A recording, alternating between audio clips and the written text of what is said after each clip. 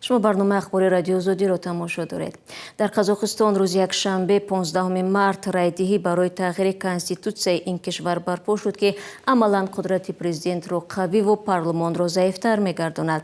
کمیسیون مرکزی انتخابات قزاقستان گفت بر اساس نتیجه های آوازدهی بیش از 87% رای دهندگان به طرفداری اصلاحات کنستیتوسیونی آواز دادند. نزدیک 10% با این تغییرات راضی نیستند. در یک صحبت با سردبیر سامانه فری اورازیا اسلام تکوشف که از آوازدهی در شهر استانا مشاهده میکرد خواستیم مهمترین نتیجه های این رایپرسی را خلاصه کند. در آوازدهی نفران زیاد اشتراک کردند و من این را در چندین نقطه آوازدهی در شهر آستانه دیدم.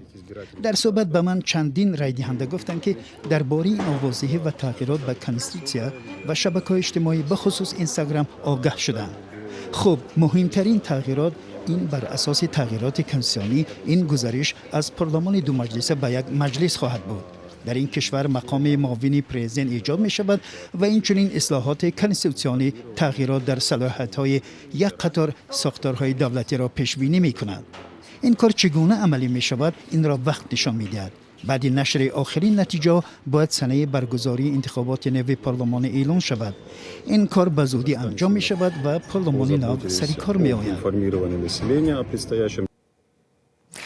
دیروز گزارش‌های درباره محدودیت و هم بازداشت‌های چند ساعته خبرنگارانی که خواستند آوازدهی پرزیدنت قاسم جمعرت توقیف را مشاهده کنند رسیده بود.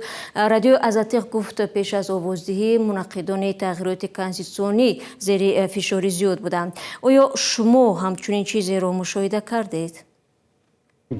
در یک نقطه آوازدهی من با رای دهندگان هم صحبت شدم. مثلا یک زن نفقه‌خوری که آمده و مخالف تغییرات کنستیتوسیونی آواز داد به سوال اینکه چرا مخالف این اصلاحات آواز دادید و دربارش چه خبر دارید گفت طرح نوی کنستیتوسیا به زندگی او هیچ تأثیری نخواهد کرد و مبلغ زیاد مقامات این کشور برای برپا کردن این آوازدهی صرف کردن می توانست با مقصدهای دیگر مصرف شود.